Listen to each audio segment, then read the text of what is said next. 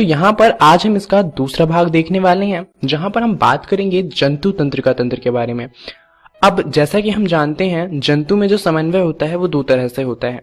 एक तो होता है हार्मोनल और दूसरा होता है तंत्रिका तंत्र की मदद से। तो हार्मोनल वाले को हम पढ़ेंगे बाद में प्लांट वाले के साथ। वहीं पे अभी शुरुआत करते हैं हम जंतु तंत्रिका तंत्र से कि आखिर यहाँ पर तंत्रिका तंत्र किस तरह से काम करता है। तो जंतुओं में जो ये नियंत्रण और समन्वय का काम होता है वो तंत्रिका तथा पेशी ऊतकों द्वारा किया जाता है। अब इससे पहले कि हम ये जानें कि तंत्रिका तंत्र में कौन कौन से ऑर्गन आते हैं और वो किस तरह से काम करते हैं, चलिए एक उदाहरण लेते हैं जहां पर हम ये देखेंगे कि आखिर जो ये तंत्रिका तंत्र है वो काम कैसे करता है। इसके लिए हम उदाहरण लेंगे गरम केतली का। अब कई बार क्या होता है कि जब हम खाना खाने जा रहे होते हैं या बना रहे होते हैं तो हम गलती से कभी ना कभी किसी गर्म चीज को टच कर लेते हैं। अब उस समय क्या होता है, क्या आप उसे टच करके उसके बाद सोचते हैं कि आपको वहां से हाथ हटाना है या नहीं हटाना? ऑब्वियसली नहीं। आप जैसे ही किसी गर्म चीज को टच करते हैं आप वैसे ही फट से वहां से हाथ हटा लेते हैं। ऐसा क्यों हो पाता है, चलिए इसे समझते हैं। दरअसल आपकी बुक में यह डायग्राम दिया होगा, इसे हम कहते हैं प्रतिवर्ती चाप। यहाँ पर होता क्या है कि कोई सा भी एक्शन जो अपने आप होता है उसे लिया जाता है। चलिए समझते हैं कि ये कैसे होता है। जैसे ही आप किसी गर्म चीज को टच करते हैं तो आप हाथों में रिसेप्टर्स लगे होते हैं, यानी कि जो पता करते हैं कि आपने क्या टच किया है क्या नहीं किया।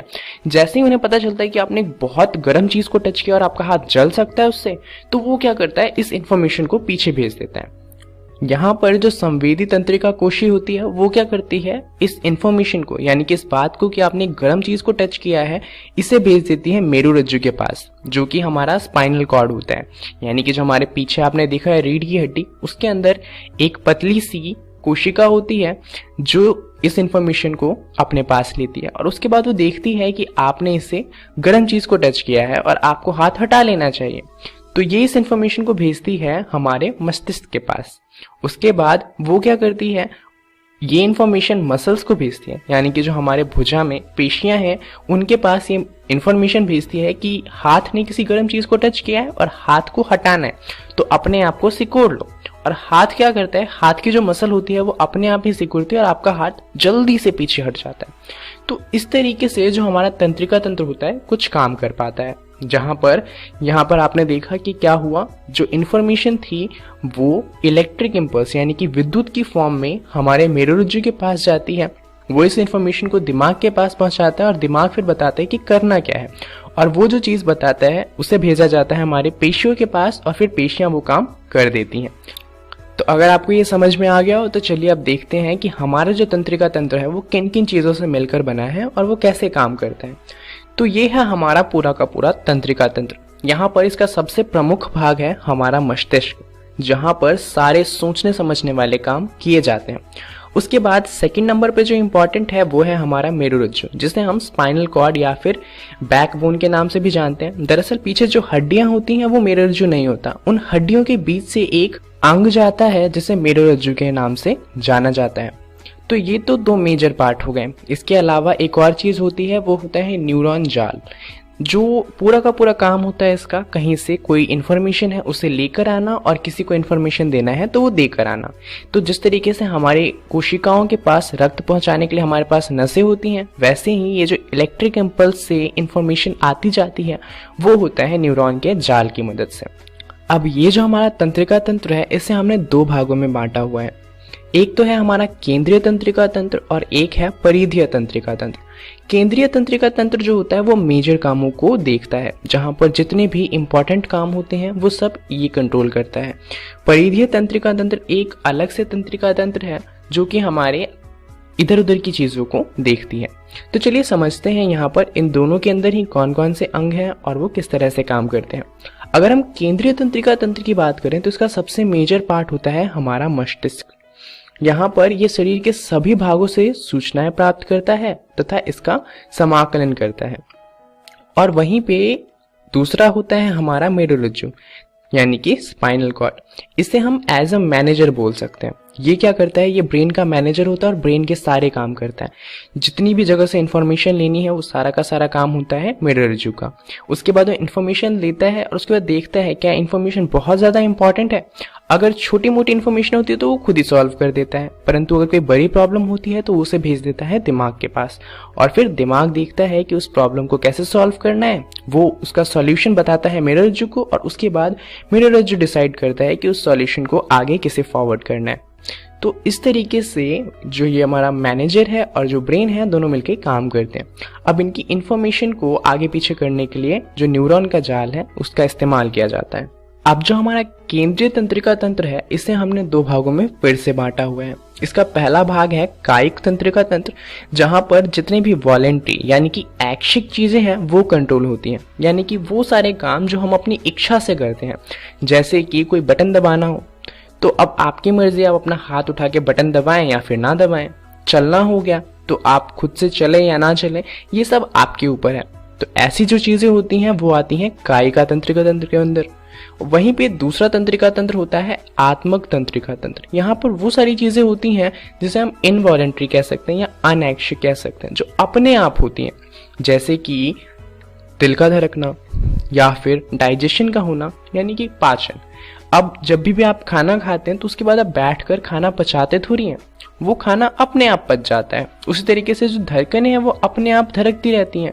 आप सांस लेते हैं, आपको उल्टी होती है तो वो भी अपने आप ही होती है, आपका उसके ऊपर कंट्रोल नहीं होता।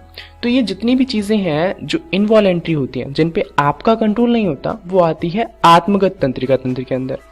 अब आप जरूर सोच रहे हो कि हमें ये दो अलग अलग तरह की चीजों की क्यों जरूरत है। एक जो हमारी ऐच्छिक है जिसे हम खुद कंट्रोल करते हैं, और एक अपने आप कंट्रोल होती है। दोनों में से कोई एक तरीके की चीज होनी चाहिए थी।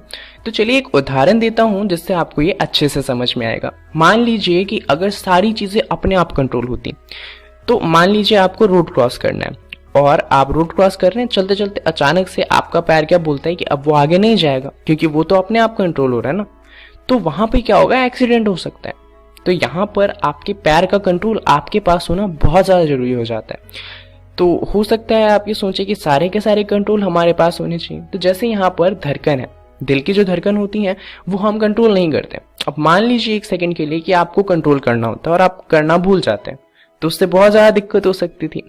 इसलिए कुछ चीज़ें हैं जिन्हें हम कंट्रोल कर सकते हैं और कुछ चीज़ें हैं जिन्हें हम कंट्रोल नहीं कर सकते। चलिए अब समझते हैं कि आत्मगत तंत्रिका तंत्र को कितने भागों में बांटा गया। दरअसल इसे हमने फिर से दो भागों में बांटा है। पहला है अनुकंपी तंत्रिका तंत्र और दूसरा है परानुकंपी तंत्रिका तंत्र। इन दोनों के लिए ही इंग्लिश की कुछ लाइन फेमस है। अनुकंपी तंत्रिका तंत्र के लिए हम यूज करते हैं फाइट एंड फ्लाइट सिस्टम, वहीं पर परानुकंपी के लिए इस्तेमाल होता है रेस्ट एंड डाइजेस्ट सिस्टम। अब चलिए इनको समझते हैं कि इनका क्या मतलब है। फाइट का मतलब होता है लड़ना, और यहाँ पर फ्लाइट का मतलब है भाग जाना या वहां से चले जाना। तो यहाँ पर देखा जाए तो अनुकंपी तंत्रिका तंत्र को ये बताया गया है कि या तो ये लड़ेगा या फिर भाग जाएगा। तो इसका उदाहरण देखते हैं। मान लीजिए आप रास्ते पर चल रहे हैं और अचानक से कुत्ता आपके ऊपर भौंकने लग जाता है, तो आप क्या करेंगे, या तो आप उसे डराने की कोशिश करेंगे, आप वहां से भाग जाएंगे।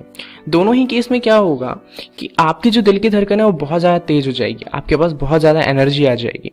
ये क्यों होता है, क्योंकि ये जो अनुकंपित तंत्रिका तंत्र होता है वो ऊर्जा खर्च करने के लिए शरीर को उत्तेजित करता है।